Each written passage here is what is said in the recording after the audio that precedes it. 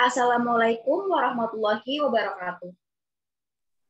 Waalaikumsalam Waalaikumsalam warahmatullahi wabarakatuh. warahmatullahi wabarakatuh. Halo, gimana kabar kalian semuanya, anak-anak? Alhamdulillah sehat, Alhamdulillah. baik Ibu. Alhamdulillahirabbil alamin. Ibu harap semoga kita bisa diberi kesehatan selalu agar bisa menjalankan aktivitas sehari-hari dengan lancar. Nah, sebelum kita masuk ke materi hari ini, Ibu akan mengecek kehadiran kalian terlebih dahulu ya. Ibu akan buka absensi. Ferdiana Rahmawati hadir? Hadir Ibu. Oke. Indri Purwaningsi? Hadir Ibu. Oke. Mila Afiatul Hikmah? Hadir Ibu. Muhammad Heru Setiawan? Izin menjawab Ibu. Tadi orang tuanya Heru mau minta izin kalau Heru lagi sakit, Bu. Oh, seperti itu. Oke, kalau gitu kita doakan ya semoga Heru cepat sembuh dan bisa kembali lagi bersama kita dan belajar bersama. Oke, setelah ini kita masuk saja langsung ke materi. Bentar.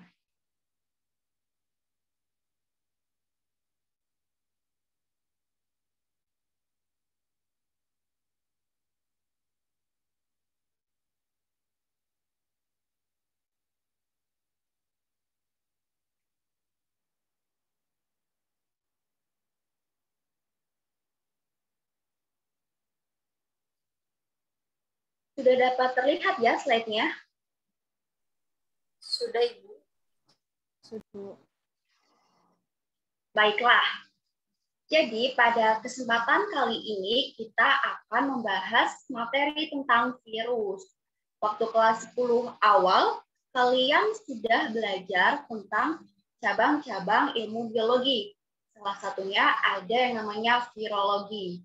Dari namanya saja kita pasti sudah tahu ya, cabang biologi yang satu ini membahas tentang virus. Nah, sekarang kita coba mengenali virus itu apa sih? Nah, sebelum kita lanjut, Ibu mau tanya nih ke anak-anak Ibu. Kalian tahu nggak sih contoh virus yang pernah kalian dengar apa saja? Ada yang mau mencoba menjawab? Saya Ibu. Iya, silahkan. Virus influenza Ibu. Ya, Indi, betul ya. Teman-teman yang lain ada yang mau menyuarakan juga pendapatnya? Mohon izin menjawab Bu. Iya, Mila, silahkan. Virus HIV Bu. Iya, Mila, betul sekali. Teman-teman yang lain ada lagi nggak nih virus yang kalian tahu? Izin menjawab, Ibu. Iya, Ferdiana. Izin menjawab, Bu. Virus corona, Ibu. Ya, betul sekali. Salah satunya ada virus corona ya yang sedang marak dibicarakan. Oke, jadi anak-anak Ibu sudah tahu ya apa itu virus dan contohnya. Oke, kita mulai saja.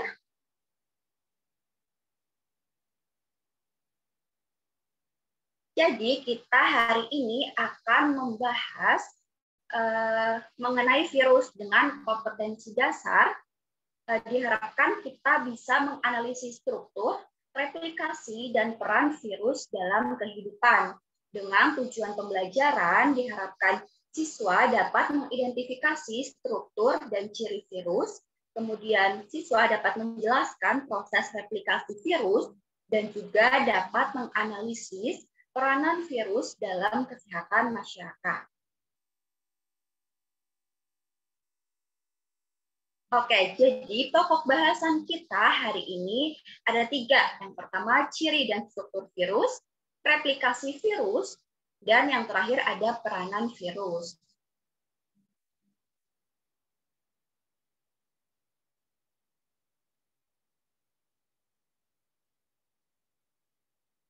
Sebelum Ibu membahas mengenai struktur, kemudian reproduksinya, kita bahas dahulu mengenai sejarah virus ya.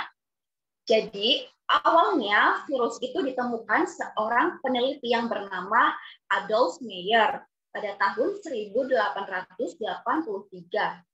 Dia menemukan pada tumbuhan tembakau ternyata muncul bercak-bercak. Makanya dia bilang tembakau itu mengalami penyakit mozaik. Tapi dia belum tahu jenis patogen yang menyerang itu apa, apakah bakteri atau makhluk lainnya. Tapi awalnya dia memang berasumsi bahwa itu adalah bakteri. Kemudian beberapa tahun berikutnya, tepatnya pada tahun 1892, seorang peneliti bernama Dmitri Ivanovsky, dia menemukan bahwa ternyata makhluk yang menyerang tembakau ini saat disaring dengan alat saringan bakteri, ternyata makhluk ini tuh lolos. Jadi dia berpikir bahwa ini pasti bakteri yang ukurannya sangat kecil. Nah, kemudian beberapa tahun berikutnya, tepatnya pada 1897, seorang peneliti bernama Martinus Beijering, dia menemukan bahwa saat dia melakukan ekstraksi dari tembakau yang terserang penyakit mozaik ini, ternyata pas dia suntikan ke tumbuhan tembakau yang lain, daya serang dari patogen ini ternyata tidak berkurang.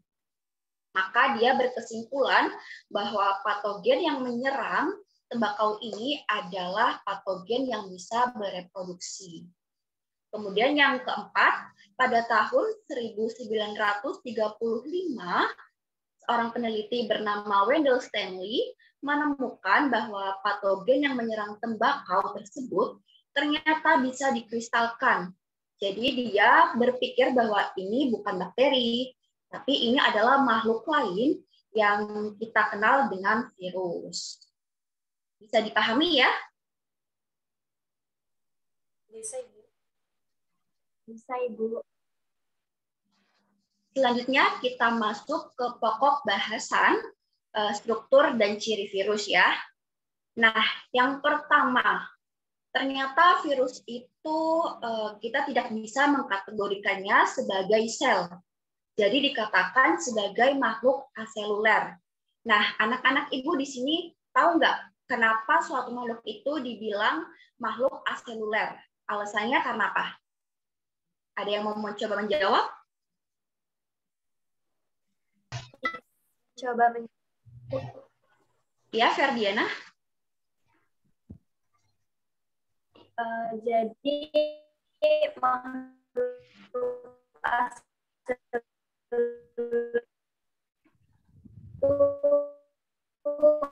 adalah makhluk hidup yang tidak memiliki.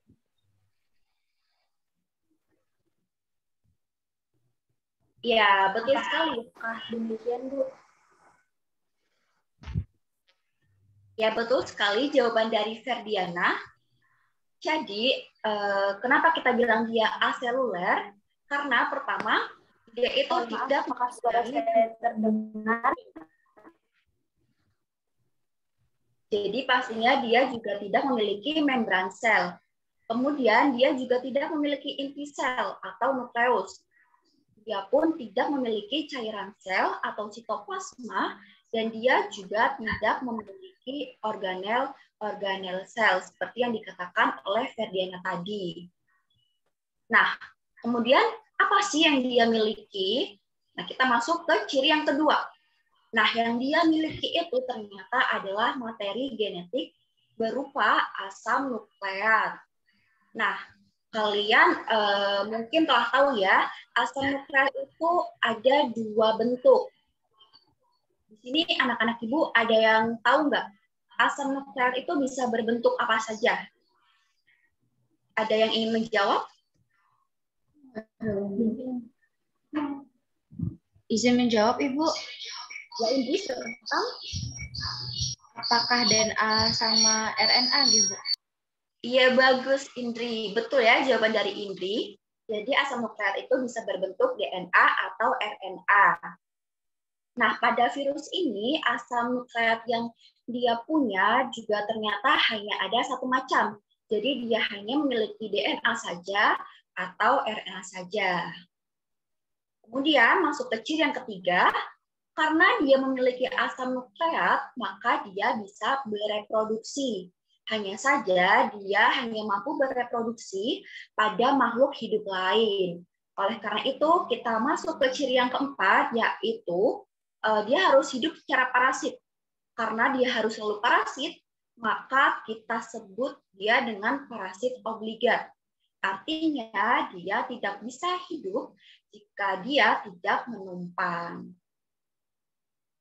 Oke, bisa kita lanjut ya.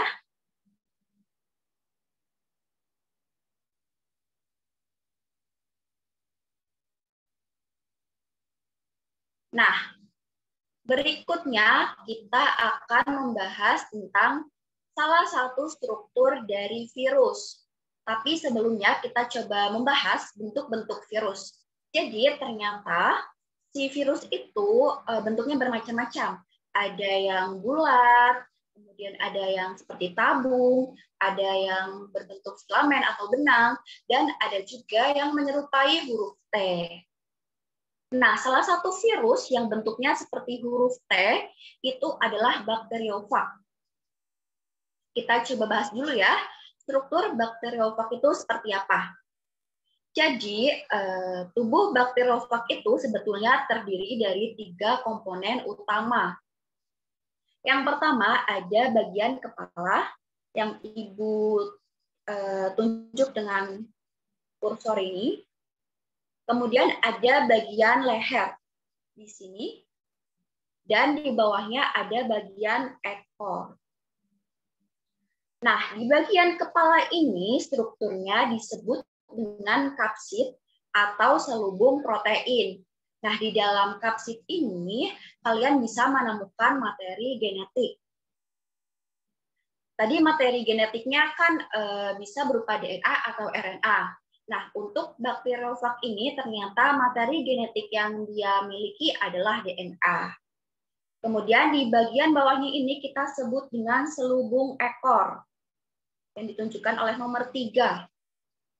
Nah, kemudian bagian yang paling bawah ada yang disebut dengan plat basal yang ditunjukkan oleh nomor 6.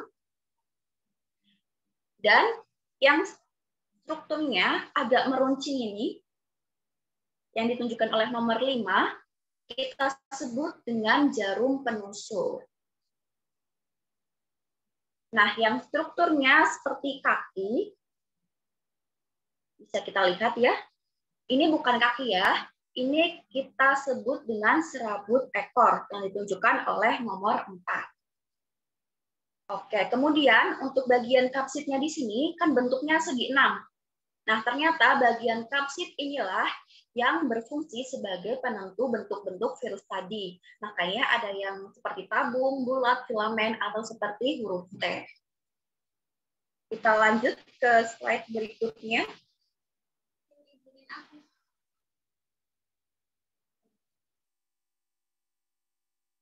Sebelumnya, apakah ada yang ingin ditanyakan?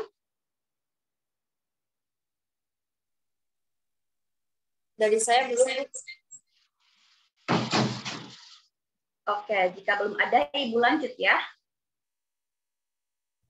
Nah, sekarang kita bahas mengenai reproduksi dari virus. Nah, untuk reproduksi virus ini ada 2 macam daur atau siklus. Yang pertama ada siklus litik dan siklus lisogenik. Nah, sebetulnya kedua siklus ini hampir sama. Namun ada yang sedikit membedakan di siklus lisogenik. Untuk selanjutnya, Ibu ingin meminta kalian untuk menyimak video ya, dan coba kalian cari di manakah perbedaan antara daur litik dan daur lisogenik.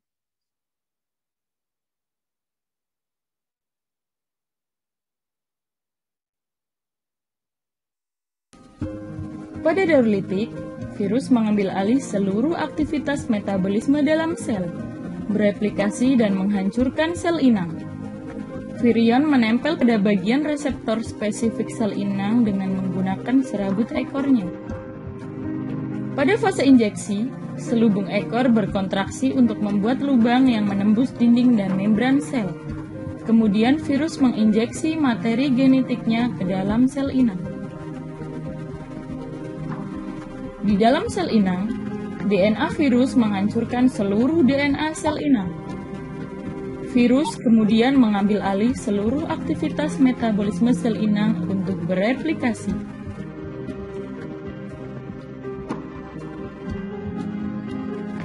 Hasil sintetis berupa asam nukleat dan protein dirakit menjadi partikel-partikel virus yang lengkap sehingga terbentuk virion-virion baru. Virus baru menghasilkan lisosom, yaitu enzim perusak dinding sel inang. Sel inang kemudian pecah dan menyebarkan 100 hingga 200 virus baru. Setiap virus baru tersebut dapat memulai siklus baru dengan menempel pada sel-sel terdekat.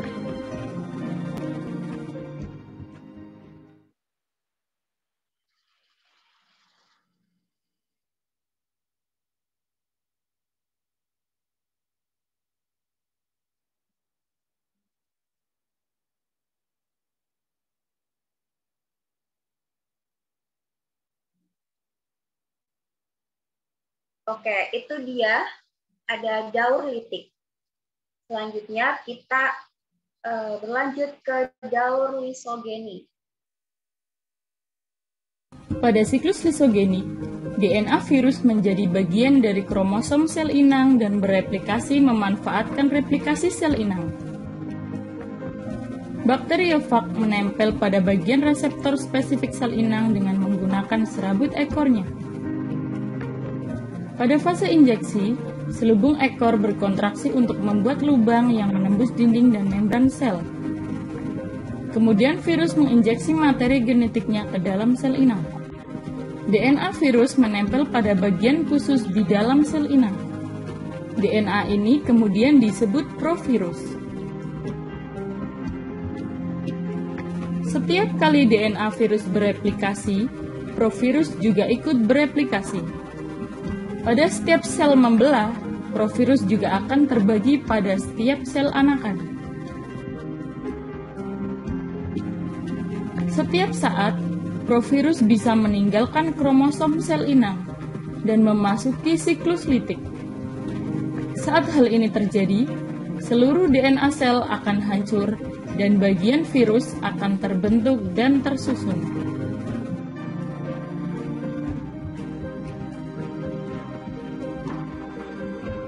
Virus baru akan merusak dinding sel inang yang kemudian pecah dan akan melepaskan virus-virus baru.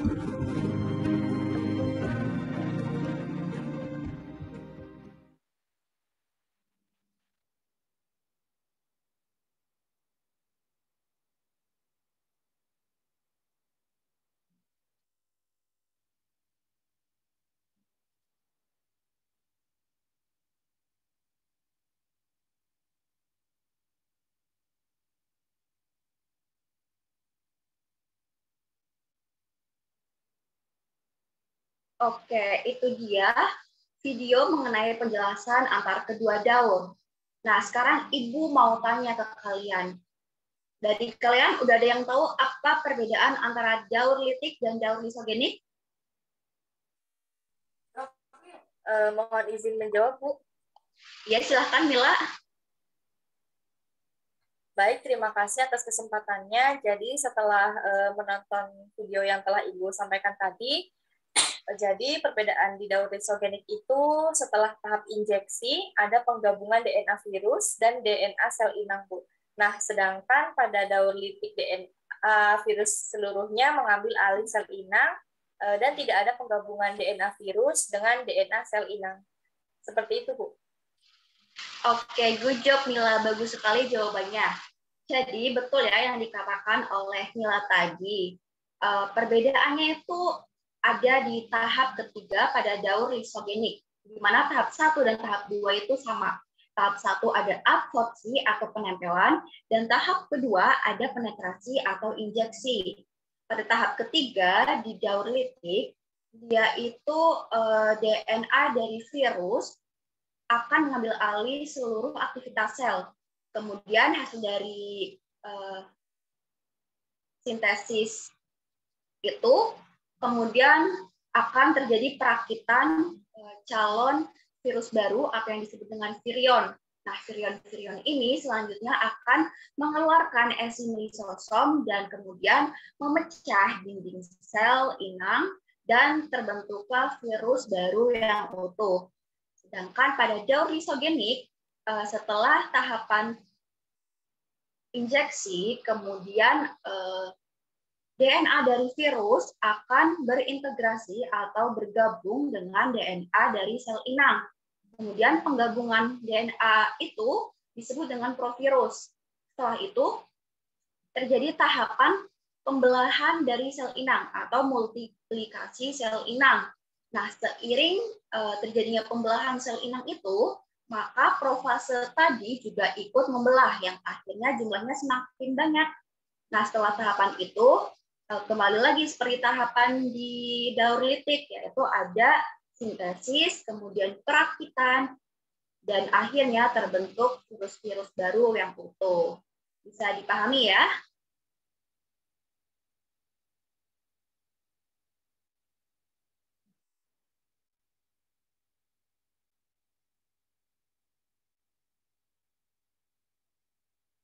Oke, kita masuk ke pokok bahasan mengenai klasifikasi virus.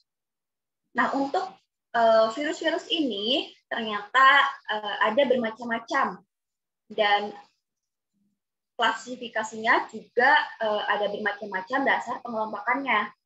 Nah, yang pertama ada berdasarkan materi genetiknya yang bisa dibagi menjadi virus DNA dan virus RNA, kemudian berdasarkan sel inangnya, itu ada virus yang menjangkiti bakteri, virus yang menjangkiti manusia, hewan, dan juga tumbuhan. Kemudian berdasarkan kekuatannya atau virulensinya, virus itu dibagi menjadi virus virulen dan virus non-virulen. Dan yang terakhir, berdasarkan ada tidaknya selaku tambahan, itu dibagi menjadi virus berenvelop dan virus tidak berenvelop atau virus telanjang. Nah, virus berenvelop ini itu artinya dia memiliki selaput tambahan berupa selaput lemak yang terdiri dari dua lapis, ada lapisan glikolipid dan lapisan lemak yang double. Seperti itu. Kita lanjut terlebih dahulu. Nah, pokok bahasan yang terakhir, yakni peranan virus. Nah, untuk peranan virus ini, seperti yang tadi sudah disebutkan sedikit di bagian atas, jadi kalian pasti bisa mengelompokkan peranan virus itu, ada yang menguntungkan, ada juga yang merugikan. Kalau yang menguntungkan, pasti kalian pernah dengar istilah vaksin ya. Jadi, vaksin itu adalah virus yang dilemahkan. Ada yang memang dilemahkan, ada juga yang dimatikan. Nah, tujuan tubuh manusia mendapatkan vaksin itu pastinya untuk menghasilkan antibodi. Nah, ketika tubuh itu sudah menghasilkan antibodi, diharapkan tubuh kita memiliki kekuatan untuk melawan virus-virus itu, sehingga virus-virus itu tidak menyebabkan penyakit di tubuh kita. Kemudian untuk virus yang merugikan itu biasanya yang menyebabkan penyakit, entah itu penyakitnya pada manusia, pada hewan, atau ada juga yang pada tumbuhan. Termasuk virus yang menyerang bakteri. Itu juga disebutnya merugikan karena membuat bakterinya jadi mati. Nah, itu dia pokok bahasa terakhir kita. Sebelum kita masuk kesimpulan, apakah ada yang ingin bertanya dari struktur virus, ciri virus, kemudian bentuk virus tadi, kemudian ada replikasi virus, dan yang terakhir klasifikasi virus serta peranan virus. Apakah ada yang ingin bertanya? Izin bertanya, Bu. Ya, Ferdiana, silahkan. Izin bertanya, Bu, terkait dengan bentuk-bentuk virus. Tadi Ibu mengatakan kan ada berbagai macam bentuk virus. Yang ditanyakan itu bentuk dari virus corona itu seperti apa ya, Bu? Mohon penjelasannya. Oke. Ya, karena virus corona ini sedang marak di seluruh dunia. Oke, jadi bentuk virus corona berdasarkan sumber yang Ibu baca beberapa hari yang lalu, jadi bentuk virus corona itu bulat. Namun jika dilihat secara mendetail, strukturnya itu mirip seperti mahkota. Nah, virus corona ini ukurannya sangat kecil, sekitar 100 hingga 120 nanometer. Bayangkan ya betapa kecilnya virus itu. Sehingga untuk mencegah penyebarannya, kita dianjurkan untuk memakai masker yang memiliki ukuran pori-pori kurang dari 100 nanometer. Nah, seperti itu. Bisa dipahami ya, Ferdiana dan teman-teman yang lain? Bisa, Ibu. Terima kasih, Bu, atas jawabannya. Iya, sama-sama. Oke, sebelum Ibu memberikan kesimpulan, apakah anak-anak Ibu di sini ada yang ingin mencoba menyimpulkan materi kita dari awal tadi? Saya, Ibu. Iya, Indri, silahkan. Baik, terima kasih atas kesempatannya. Di sini saya menyimpulkan bahwa menurut saya materi yang Ibu ajarkan dari awal sampai akhir, yang pertama itu virus mempunyai ukuran yang sangat kecil. Lalu virus itu bukanlah sel sehingga tidak memiliki sistem organel, hanya dapat dihidup pada sel yang hidup bersifat parasit obligat. Jadi bentuk virus ini bermacam-macam. Secara lengkap bagian virus yaitu dari kepala, kemudian ada leher dan juga ekor. Dalam tubuh virus terkandung salah satu asam yang namanya nukleat, DNA, atau juga RNA saja. Lalu menurut saya, virus ini mempunyai kemampuan perkembangbiakan atau memperbanyak diri. Ada dua cara replikasi virus, yaitu secara litik dan juga secara lisogenik. Kemudian virus ini memiliki peran dalam kehidupan baik itu menguntungkan maupun juga merugikan. Menurut saya seperti itu, Ibu. Iya, betul ya. Semua yang dikatakan Indri, kesimpulan tadi, Ibu harap anak-anak yang lain juga paham dengan semua materi pada hari ini. Kurang lebih kesimpulan yang dijelaskan Indri itu benar ya, seperti yang tertulis pada slide. Oke. Saat ini kita sudah berada di penghujung dari pembelajaran. Nah, sebelum Ibu mengakhirinya, Ibu ingin memberi evaluasi pada hari ini. Jadi, pembelajaran hari ini Ibu rasa sudah sangat bagus ya. Semua anak sudah berusaha untuk aktif. Nah, Ibu harapkan keaktifannya dipertahankan dan juga ditingkatkan untuk pertemuan-pertemuan berikutnya. Oke, selain itu Ibu juga ingin memberi tugas kepada kalian sebagai tindak lanjut dari pembelajaran hari ini.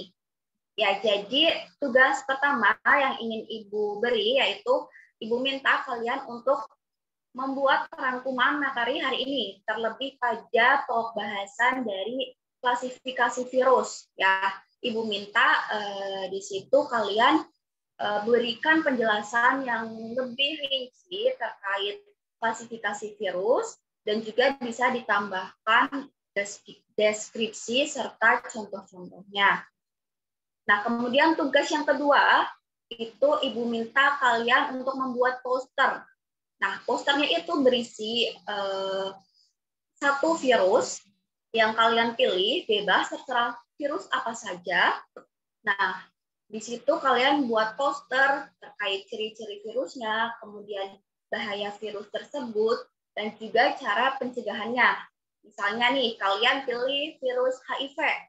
Nah, kalian sebutkan ciri-cirinya, kemudian bahayanya seperti apa, dan juga cara pencegahannya bagaimana. Bisa dipahami ya?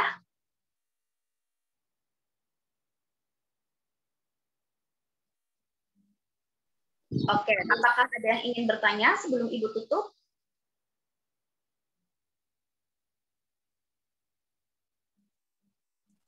Dari saya tidak, Ibu. Baiklah, jika tidak ada pertanyaan, Ibu akan tutup pembelajaran hari ini. Sebelumnya, Ibu ingin mengucapkan terima kasih kepada anak-anak Ibu ya, yang sudah aktif, sudah berani untuk menyuarakan pendapatnya. Ibu berikan aplaus untuk kalian semua. Nah, sebelum kita tutup, Ibu ingin meminta salah satu siswa untuk memimpin doa. Coba Indri pimpin doa.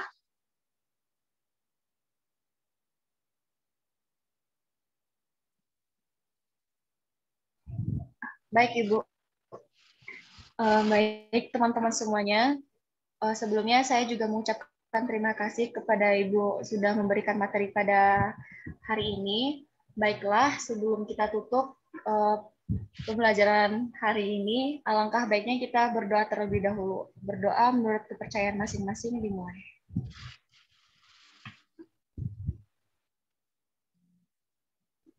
Berdoa selesai. Selanjutnya saya serahkan kembali ke Ibu Cynthia. Terima kasih Indri telah memimpin doa. Ibu juga ucapkan terima kasih sekali lagi kepada anak-anak Ibu semuanya. Nah, Ibu tutup ya, dan Ibu juga minta maaf jika ada salah kata dan kekurangan pada pembelajaran hari ini. Wassalamualaikum warahmatullahi wabarakatuh. Waalaikumsalam warahmatullahi wabarakatuh. Terima Terima kasih, Ibu. Ibu.